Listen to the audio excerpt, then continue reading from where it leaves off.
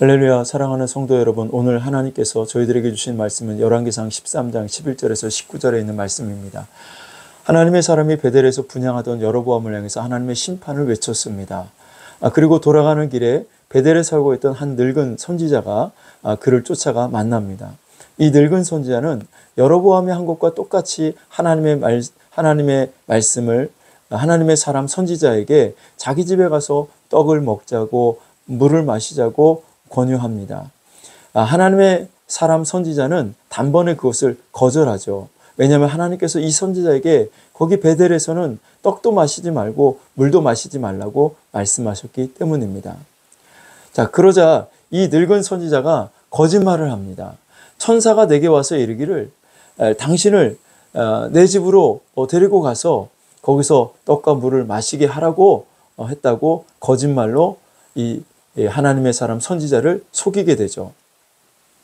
이 거짓말에 속아서 하나님의 사람 선지자가 이 늙은 선지자 집에 들어가서 떡과 물을 마시게 됩니다.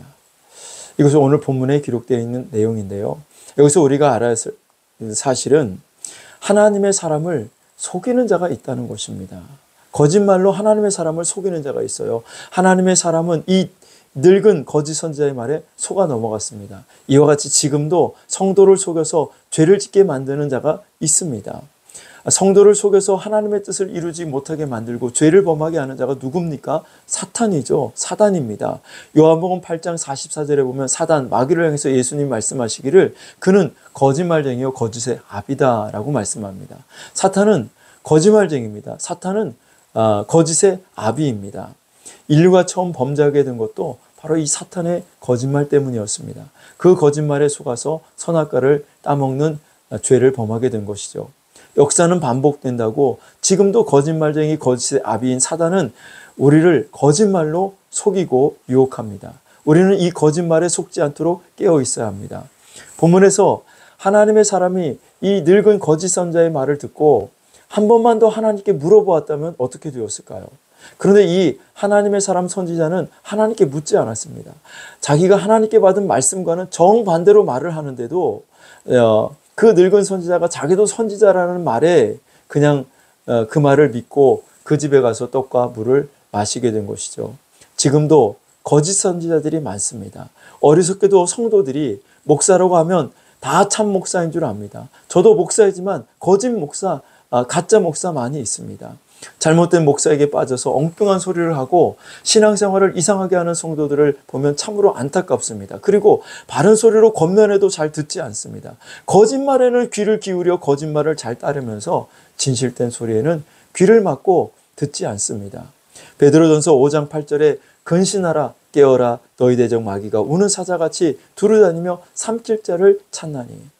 우는 사자같이 삼킬 자를 두루 찾아다니는 사단은 지금도 우리를 공격하기 위해서 기회를 호시탐탐 노리고 있습니다.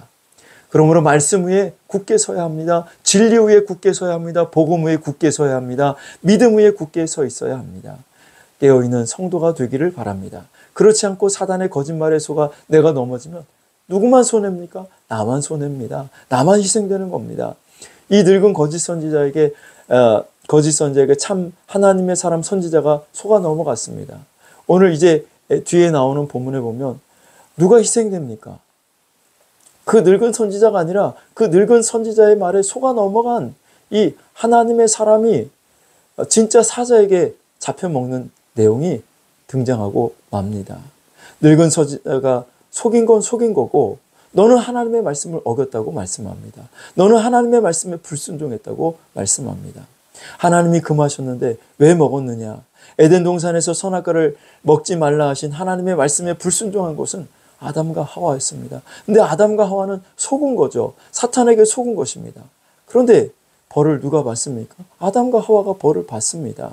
그러므로 반드시 알아야 합니다. 하나님이 금하신 것은 하지 말고 하나님이 하라고 하신 것은 누가 뭐래도 해야 합니다.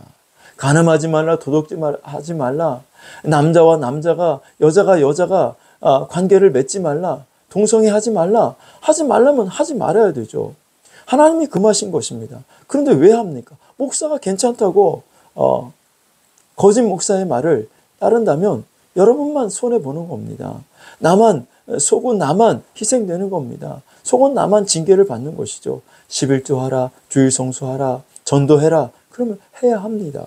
거짓 목사가 요즘 시대는 11조 안 해도 된다고 여러분 속일 때 그 속이는 말에 넘어가지 마십시오. 하나님이 하라고 하신 겁니다. 속으면 누구만 손해라고요? 나만 손해입니다. 지금도 계속 거짓 선지자를 통해서 사탄은 거짓말로 성도들을 유혹하고 공격합니다. 속으면 나만 죄를 짓게 되는 것이고 나만 벌을 받게 되는 것입니다. 깨어있기를 바랍니다. 기도와 말씀으로 깨어있어서 오늘도 우리가 영적 무장을 하여 우리를 거짓말로 속이는 이 사단에게 속아 넘어가지 않기를 주님의 이름으로 축원합니다.